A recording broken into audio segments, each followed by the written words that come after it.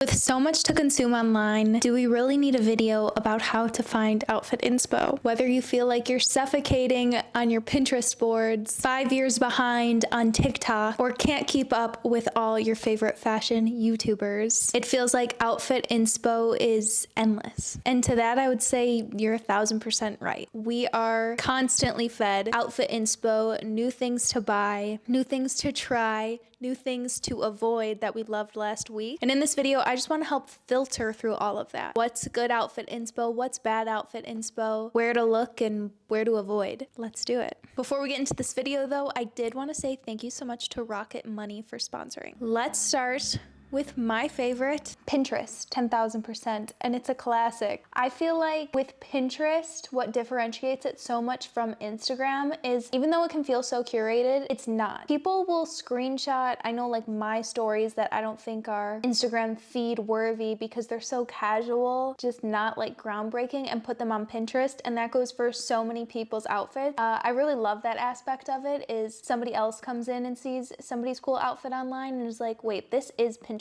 worthy. Maybe they don't think so, but I think so. So when you're looking on Pinterest, how are you going to find inspo that you can actually recreate, get inspired from, all those kind of things? My first is about what you actually pin. Don't pin outfits that you don't have any of the pieces. Maybe you could do that in like a wish list tab, but don't do it in your fall 2024 tab. Fall, I'm not there yet. Spring 2024 tab. If it means you're gonna have to buy each of those items or buy a lot to recreate that outfit, that's not what we want. We're not looking to copy on Pinterest, or really anywhere, I guess. When finding inspo, and especially Pinterest, we're looking to recreate the outfits we see with things we already have in our wardrobe. I think it's so easy to find inspo for things we want to buy. So just making that like mental shift of, okay, I'm only gonna pin things that I know I can make in my wardrobe. You're gonna end up having so much more inspo, so much more ways to get dressed when you need to. My next tip is something that I have lacked severely until like honestly the beginning of the new year, doing the 75-day hard style challenge. I talk about it so much, but apparently it's like changed my life, is to not forget your hair and makeup. They play such a big role in your outfit and are normally free to, you know, switch up, change up, and really easy to. I say easy, air quotes. I feel like, especially with having the like French bob for so long, I was really missing that because I didn't have a lot of hairstyles I felt like I could do. And then now my hair, I feel like I'm just growing out, so I don't have a lot of hairstyles I can do. I need to make it a point to like pin short hairstyles and try out new things, get out of my comfort zone. I don't find that I am very talented in hair or makeup. Next place, classic we find inspo, is influencers. I'm sure you guys watch a lot of my, or maybe you guys watch my videos and get inspiration from me. Maybe you guys watch TikTok and get inspiration from, you know, random people online that show up on your For You page, or so on and so forth. Influencers are very different nowadays. I feel like it used to be like you had your favorite influencers and you followed them and knew everything about them, and now it's like just so oversaturated, and they'll show up sometimes on your feed. You don't really know how, you don't even follow them, but you know of them. That's a whole different thing to talk about. Okay, first thing, when you see an influencer's outfit, do you like them or do you like the outfit? Do you actually just admire that person? Do you admire the life that they live? Do you want to just be like them? Do you want to, I don't know, I'm repeating myself. I feel like a lot of times it's hard to differentiate the two, and it's same with celebrities. And obviously celebrities are like the original influencers, but you wanted to be them, so you would try and recreate their outfits, not as much like just like their outfits for what it is. I think this happens a lot of the times on my channel because I'll look back at old videos and I'm like, there's no way you guys like those outfits. You guys were just being nice to me. Next thing you have to take in is, where do these people live? Is it a climate like yours? Is it even just a lifestyle like yours? If somebody is living in New York City, are you gonna be comfortable recreating that outfit in your small town? If somebody lives on a farm, is that a realistic outfit for you to wear in your suburban neighborhood? And, you know, realistic or not, is it something you'd be comfortable in? Or climate, etc., etc., etc. Kind of goes with it, but what are they doing in that outfit? A lot of influencers day to day, you know, will put on an outfit, go take pictures, or are going to influencer events, are doing things that normal people don't do. So maybe that's why they're wearing these crazier outfits. Where would you realistically wear that outfit? I always think that because I do nothing. I obviously don't go into an office job and I just, you know, watch my daughter all day. So like when I'm finding these outfit inspos and I'm like, where am I gonna wear that? When I go to the zoo? You know, just think of those things. Apparently the zoo is where I go. Next thing is, have you seen them wear it twice? And I think this goes more if you really like a piece that they're wearing and they're thinking of buying the exact piece. I'm gonna talk later about what I think about getting influenced or buying something you see on someone asking for the link and purchasing it. But if you haven't seen them style it twice and you can't think of more ways to style it other than the one picture you saw them wear it or the one video you saw them wear it, think if it's realistic for you. Let's take a quick break to talk about our sponsor, Rocket Money. I've talked about Rocket Money before. I personally use them, my mom uses them, and I've recently gotten my friends to use the app. What immediately sold me on Rocket Money is being able to cancel your subscriptions on the Rocket Money app. There's so many times subscriptions can't be canceled without online chatting or actually calling somebody up, and it's the worst thing ever. Rocket Money does that for you. I still can't believe that they do that for you. We can start all the free trials now because Rocket Money will cancel it for us. Rocket Money is the app you need to save more and manage your money better. Personal finance app helps you manage subscriptions, lower bills, build a custom budget, and grow your savings all in one place. First time I downloaded the app, I found out I was still paying for a subscription to a dog food service that I wasn't even getting the food for. It was so easy in the app just to click a few buttons, and within I think 30 minutes I got a notification on my phone saying that my subscription was canceled. Click the link in the description or go to rocketmoney.com/LanieOzark to try Rocket Money for free today. Can't recommend it enough. Let's get back to the video. Okay, then the next place I get inspiration, outfit inspiration, is reality, real life. And this is really my favorite place to get inspiration because it checks off all those things before that make it feel weird to wear certain things or just not my right lifestyle, where I live, etc., etc., etc. It's just real. This is something for yourself to think about, but think about how random people see you. Somebody maybe isn't as used to your glasses as you are and, you know, is really fond of them. Somebody maybe isn't used to your little pair of thrifted shoes that seem boring to you. When other people are seeing these things for the first time, you really are walking inspiration. Think of the things in your closet that you loved so much the first time you saw it. I'm sure that it's getting reaction from all those other people. You just are a little bit bored of it. Don't let yourself get bored of it. But I notice these normal things on people all the time and I'll take inspiration. I'm literally wearing like little diamond studs that I used to wear when I was in like elementary school because I saw this girl, this is so weird, but I was standing in line somewhere outside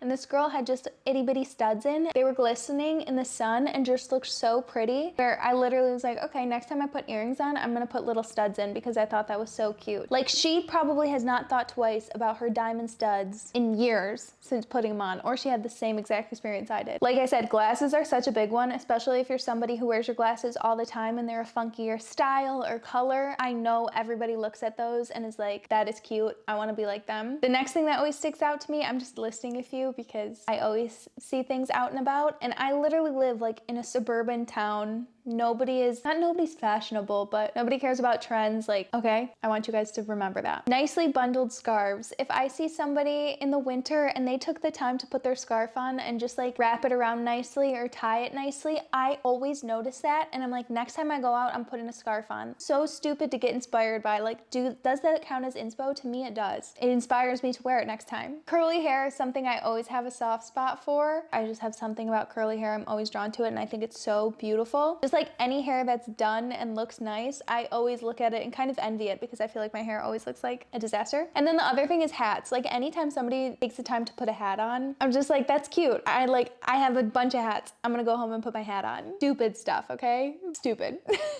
Okay, the next thing I take inspiration from in real life are color palettes. I have been walking my dog Ernie a ton recently, and I look at houses and like the brick color that they have, color siding they decide to put on, and I'm like, ah, yes, because those are complementary colors. And like the next time I go in my closet, I'm like, my inspo is from the color palette of that house. Such a dumb thing to take inspo from. A really fun game with this is putting together pieces only thinking of the color palette and disregarding your silhouette, because your closet most likely isn't an endless pit of, you know, everything works together. So trying that out and putting pieces together you never would can just, you know, spark something, bring some new life to your closet. It's just like a fun game. You might hate what you put together, but it gives you inspiration for something later. And I was like never into color theory or any of those things, but I feel like I'm just playing more and more with color and really looking at it and having a lot of fun. The way I just like stroked my non-existent beard, that was weird. This one I think is so fun, but like costumes or uniforms,